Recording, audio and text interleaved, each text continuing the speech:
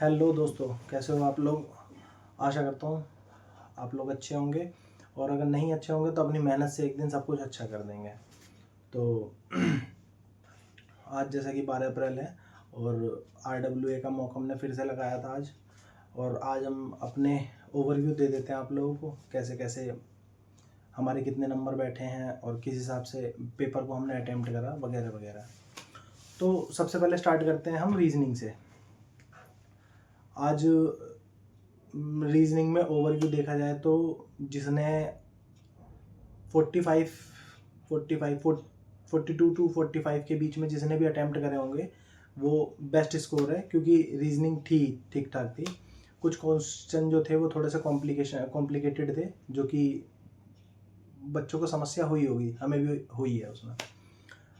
मेरे उसमें 47 ठीक थे। आपके कितने सही हैं आलोक भाई? मेरा 44 ठीक है रीजनिंग। 44, हाँ। तो ऑन एन एवरेज देखा जाए तो 42 टू 45 के बीच में ठीक है। अब हमारा अगला टॉपिक है हिंदी का। हिंदी भी देखा जाए तो ठीक थी, पर मॉडरेट लेवल की हिंदी थी, जिसमें कि जो ग्राफ का पोर्शन है वो पिछले 3 टेस्टों के मुकाबले, मतलब पिछले 3 टेस्टों में ग्राफ जो पूछा जाए, कॉम्प्रिहेंशन जो पूछा जाए पैसेज वाला, वो काफ़ी हद तक मतलब मॉडरेट ही कह सकते हैं, क्योंकि उसमें 2-3 मतलब बहुत जो अच्छे से स्टडी कर रहा होगा वही 5 में से 5 कर पाएगा, वरना तो 3-4 कभी कभी ऐसा भी हो रहा है कि 2 भी ठीक है। आज का पिछले के मुकाबले थोड़ा ठीक था, पर आसान नहीं कह सकते उसे। क्यों? थोड़ा था उसमें कि डीप में पूछ रखा था, पैसेज भी काफी बड़ा था वो, जिससे हाँ, थोड़ा बहुत क्वेश्चन करने में दिक्कत हो रही थी बच्चों को। टाइम टेकिंग था, हमें भी दिक्कत हुई थी करने में। कम से कम उसे पढ़ने में, अगर इंसान पढ़े तो उसे मतलब पढ़ने में ही 3 मिनट का टाइम, 2 से 3 मिनट का टाइम आराम से चला जाएगा। उसके बाद क्वेश्चन पढ़ोगे, फिर वापस आओगे, तो था वो टाइम टेकिंग पोर्शन है बहुत ज़्यादा, और पैसेज भी बहुत बड़े हैं। एग्जाम में आते नहीं है, पर आ भी जाते हैं, कह नहीं सकते। मैं वहाँ पेपर बनाने वाले तो बहुत अच्छे लेवल के हैं, मतलब जो पेपर सेट कर रहे हैं RWA का, तो ठीक बनाया था उन्होंने पेपर, कोई दिक्कत वाली बात नहीं है।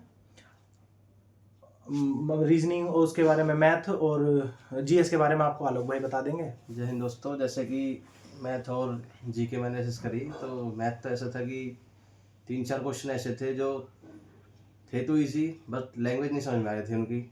लेकिन फिर भी बहुत बच्चों ने 25 में से 25 करे होंगे, मैंने खुद 25 में से 25 करे हैं क्वेश्चन, लेकिन काफ़ी टाइम लग गया उनमें। तो मैं कहूँगा जिसके 21-22 मैथ में ठीक है, बहुत बेस्ट अटैम्प्ट है वो। 3-4 2-3 क्वेश्चन थे जो टिपिकल थे। सेम ऐसे अगर जीके की बात करें हम, तो उसको भी हम मॉडरेट टेबल बोल सकते हैं, इजी तो नहीं बोल सकते। कुछ क्वेश्चन थे जो बेसिक थे, जो कि इजीली बच्चे कर लेंगे, लेकिन उसमें बेस्ट अटैम्प्ट मेरे हिसाब से 25 से 27-28 के बीच में ये बेस्ट स्कोर है। स्टैटिक पोर्शन था, जिसकी स्टैटिक पे अच्छी कमांड है ना, स्टैटिक जीके पे, वो ठीक है, आराम से पहुंच जाएगा, 24-25 तक पहुंच जाएगा, क्योंकि पॉलिटी भी ज़्यादा डीप नहीं थी, ऊपर से थी, कोई मतलब बहुत बेसिक जो पढ़ते हैं उन्होंने भी वो पढ़ा होगा।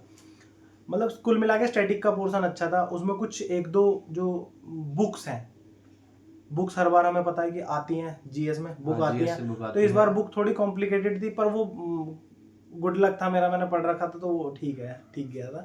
बाकी आपको स्टैटिक के पोर्शन पर थोड़ा सा विशेष फोकस रखना है, और यूपी जीके से तो खास स्पेशल कुछ था नहीं ऐसा। नहीं, वैसा कुछ तो नहीं था, जो बेसिक क्वेश्चन ही थे, जो हाँ, मतलब 1-2 नृत्य वगैरह जो थे, जो मतलब फोक डांस वगैरह जो पूछ रखे थे, महाराष्ट्र का पूछा, शायद गुड़ी पड़वा पूछ रखा था। अब वो गुड़ी पाड़वा का ही था, वो लैंग्वेज से अगर जिसने रिलेट करा होगा ना तो वो कर दिया होगा, रिलेट अच्छा था वो, कोई दिक्कत वाली बात नहीं थी उसमें। मतलब 25 क्वेश्चन तो इजीली बच्चे कर सकते हैं, उतने सबको करना ही चाहिए। हाँ, 24-25 तो बेसिक है, 20 से मतलब 24-22 से 25 के बीच में, और जो इससे ऊपर जाते हैं वो तो बेस्ट है, मतलब बेस्ट स्टूडेंट है, अच्छी पढ़ाई कर रहे हैं, मतलब कुल मिला के ये है, वे अच्छी पढ़ाई कर रहे हैं। इस हिसाब से देखा जाए तो मेरे 123 करेक्ट है, 246 नंबर बैठते हैं। और रीजनिंग अगर मतलब उसमें देखते हैं, क्लासिफिकेशन करें अगर चैप्टर मतलब टॉपिक वाइज कि किस टॉपिक में कितने थे, तो रीजनिंग में 47 है, और हिंदी में 29 है, GS में 23 है, और मैथ में 24 क्वेश्चन है। 123 है, एक आध ऊपर नीचे हो गया होगा, एग्जैक्ट पता नहीं है। बाकी आपको आलोक भाई अपना स्कोर बता बाकी देंगे मैं क्या अपना है। स्कोर बताऊँ तो मेरे 252 नंबर हैं और उसमें रीजनिंग मेरे 44 सही है, 6 क्वेश्चन गलत हो गए मुझसे, और जीके में 27 सही है मेरे, हिंदी में 30 सही है, और मैथ में आउट ऑफ है, 25 में 25 सही है मेरे। खिलाड़ी हैं आलोक भाई पूरे मैथ के, हल्के में ना लो इन्हें। बाकी वो तो थोड़ा रीजनिंग में गलत हो गई तो उसमें भी मैं इजीली 3-4 क्वेश्चन और सही कर सकता था, थोड़े कन्फ्यूजिंग क्वेश्चन थे, बट फिर भी नेक्स्ट टाइम और इम्प्रूवमेंट करेंगे। हाँ, इसी तरीके से भाइयों जुड़े रहो, जैसे हम अपनी तैयारी में थोड़ा सा लगे हुए हैं, एक दूसरे को बता देते हैं किसकी क्या कमियां हैं, कैसे कैसे देख के थोड़ा सा ना।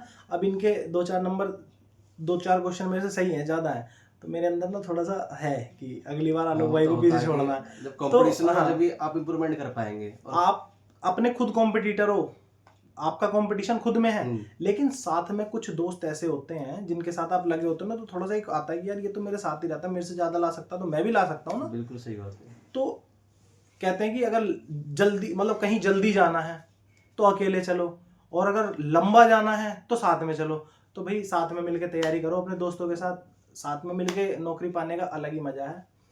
तो बाकी आप लोग जो भी मॉक टेस्ट दे रहे हैं उसको कंप्लीटली एनालिसिस करें, जिससे अगर हर बार ये देखें कि पिछली बार मेरे कम नंबर थे तो कहाँ पे कमी है मेरी। हाँ, और कोशिश करें कि हर मॉक टेस्ट में मेरे 2-3 नंबर बढ़े, जिससे क्या होगा इम्प्रूवमेंट हो। हाँ, आपको ही मोटिवेशन होगा। जैसे पहला मॉक लगाया था मैंने जिसमें उतनी पढ़ाई नहीं करी थी मैंने, फिर भी मेरे उसमें 232 नंबर थे। फिर दूसरा लगाया मैंने 242 नंबर आए। आज तीसरा मॉक लगाया मैंने उसमें 352 आए, 252 नंबर आए। तो इससे मुझे मोटिवेशन मिल रही है, जिससे कि अब जहाँ मेरी बेसिक गलती हो रही है उस पर उनका काम करूँगा मैं, जिसमें क्या होता है 260 है। लेकिन आपको ये टारगेट लेके चलना है कि 240 प्लस एटलीस्ट तो हर टेस्ट में होनी चाहिए आप लोगों की। अगर रोज अपने आप को 1% भी इम्प्रूव करोगे तो 365 दिन में 365% आप इम्प्रूव हो सकते हो गाइस।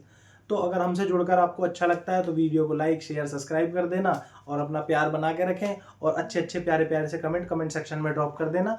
जो भी आपको लगता है कि हमें अपनी वीडियो में सुधार करना चाहिए, हमें आपको लगता है कि हमसे कुछ जानना है, तो उसके बारे में भी आप कमेंट सेक्शन में आप क्वेश्चन पूछ सकते हो। हम हर कमेंट का रिप्लाई करते हैं। और आप अपनी तैयारी में लगे रहें। आपके माँ बाप उम्मीद लगा के बैठे हैं कि इस बार हमारा लड़का वर्दी पहनेगा, तो ठीक है, इस बार पहनते हैं वर्दी, साथ में चलते हैं, साथ में ट्रेनिंग पे। जय हिंद गाइस, आप लोग अपना ध्यान रखें, ऑल द बेस्ट।